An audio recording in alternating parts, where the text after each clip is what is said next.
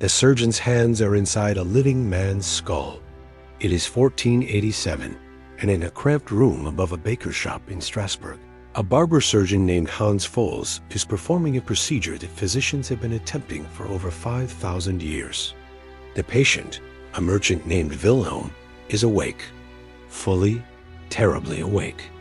Because anesthesia, as we understand, it does not exist, and what passes for pain relief in the 15th century is a sponge soaked in opium, mandrake, and hemlock held under the nose until the patient becomes drowsy enough to be strapped down but conscious enough to follow commands like "do not move or you will die." Wilhelm is not drowsy. The sponge made him vomit, which the surgeon interpreted as a sign of weak constitution rather than poisoning, so now Wilhelm experiences every sensation as Fols cuts through his scalp, peels back the skin and muscle, and begins drilling into the bone of his skull with a tool called a trepan.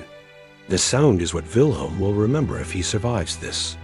The grinding of metal teeth against his own skeleton, transmitted through bone directly into his hearing. Impossible to escape, because the source of the sound is inside him. Fols is drilling a hole in Wilhelm's head to release the demons. That is the medical theory. Wilhelm has been suffering from blinding headaches for months. Headaches so severe that he sometimes loses consciousness, sometimes sees lights that are not there, sometimes speaks words he does not remember speaking. His family consulted physicians who diagnosed an excess of black bile, creating pressure in the brain. They consulted priests who diagnosed demonic possession. They consulted a wise woman who diagnosed a tumor of evil humors. All agreed on the solution. The skull must be opened. The pressure must be released. The corruption must be allowed to escape. This is trepanation, one of the oldest surgical procedures in human history. And if you think this sounds like prehistoric barbarism, understand that trepan skulls have been found showing signs of healing, evidence that patients survived, that bones grew back around the holes, that people lived for years after having holes drilled into their heads. Medieval surgeons did not invent this procedure. They inherited it from classical physicians, who inherited it from ancient healers who inherited it from someone in the Neolithic period who first looked at a person suffering from head trauma or mysterious symptoms and thought, what if we made a hole? What is remarkable is not that medieval physicians performed trepanation. What is remarkable is how often it worked. Not because the theory was correct, demons were not escaping through the holes, but because the human body is astonishingly resilient, and because sometimes, purely by accident, trepanation treated conditions that modern medicine now understands. A subdural hematoma, bleeding between the skull and brain that creates pressure, can be relieved by drilling a hole. An infection in the bone can be drained. The placebo effect, the body's own healing response, triggered by the belief that treatment is occurring, may have resolved symptoms that were psychosomatic in origin. But mostly, trepanation worked because the patients who survived it were strong enough to survive, having a hole drilled in their skull while awake, and the patients who died were added to the statistics that no one was keeping. Wilhelm is trying not to move. This is perhaps the most important thing he has ever done, not moving while a man drills into his skull, because if he jerks, if he flinches, the trepan could slip, could plunge deeper than intended, could pierce the membrane protecting his brain. Fols has warned him of this. Fols has explained in detail what will happen if the duramater is punctured, how brain matter might bulge through the opening, how Wilhelm would likely lose the ability to speak or move, or think before dying in convulsions. This explanation was meant to encourage cooperation. It has instead given Wilhelm extremely specific images to contemplate while the drilling continues.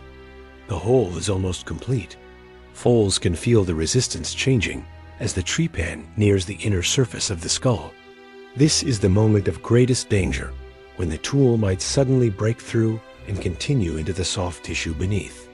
He slows his rotation, applies less pressure, works with the delicacy of a man who has done this procedure exactly 4 times before and lost 2 patients, which in medieval medicine represents a 50% success rate that would make him sought after as a specialist. The bone gives way. The trepan punches through. Foles withdraws it carefully, peering into the hole he has created. It is perhaps the width of a gold florin, clean-edged, revealing the pale membrane beneath. He watches for the pulsing that indicates he has not killed his patient, the rhythmic movement that shows blood still flowing, brain still functioning.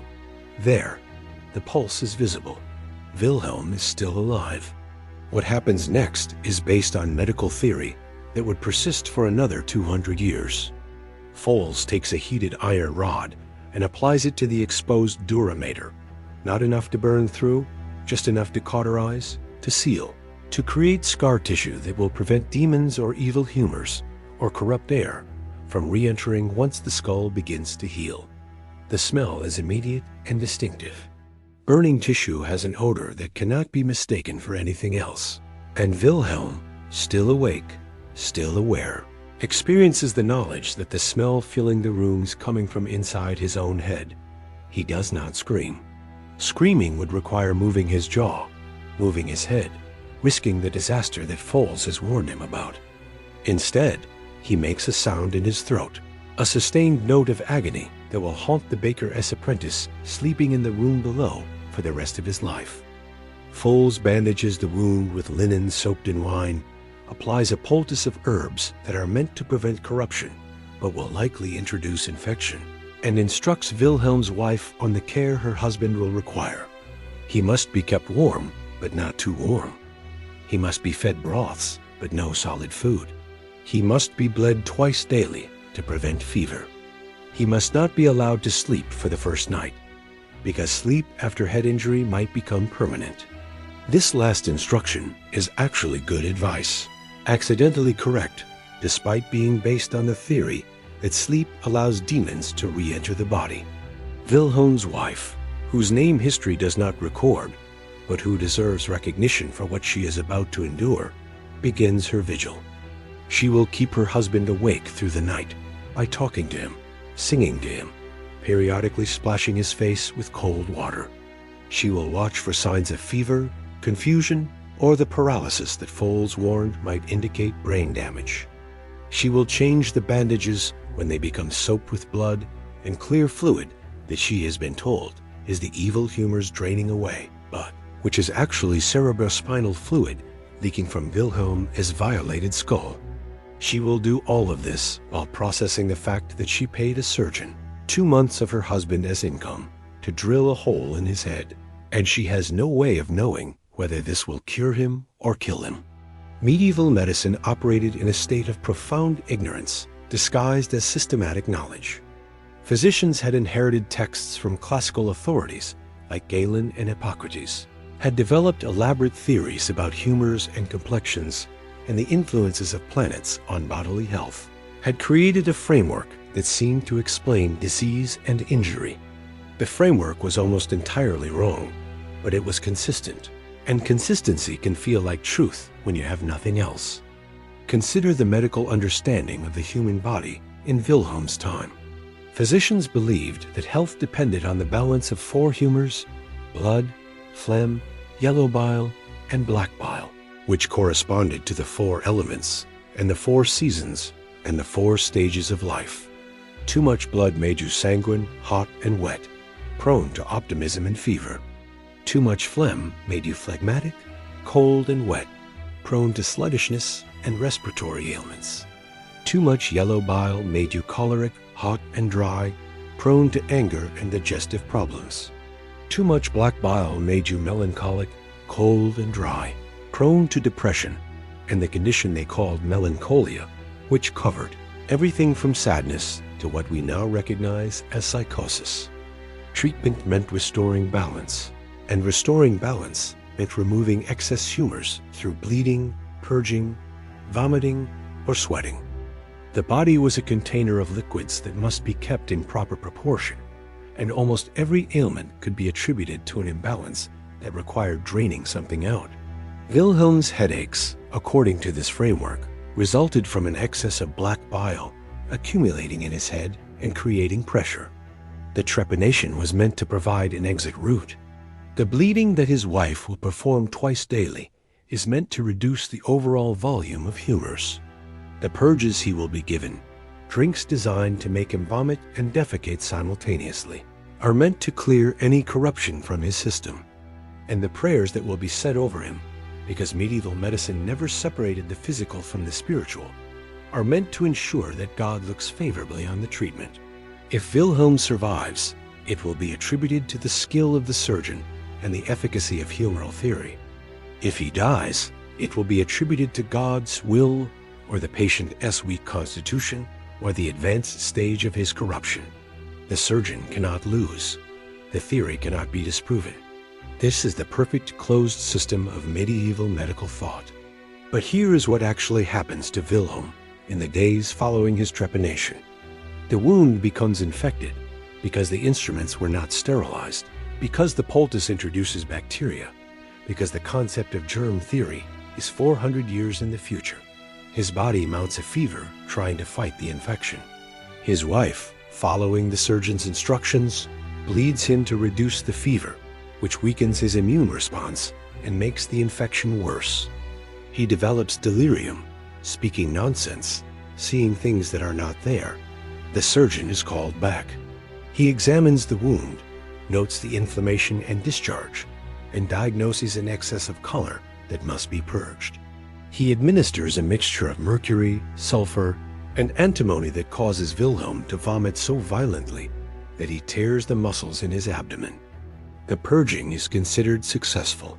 The treatment continues. Wilhelm grows weaker. The wound suppurates, producing pus that medieval physicians called laudable pus, because they believed it represented the body expelling corruption. Modern medicine understands it as a sign of serious infection. The infection spreads to the bone, causing osteomyelitis. It spreads to the membrane covering Wilhelm's brain, causing meningitis. He develops seizures. He loses consciousness.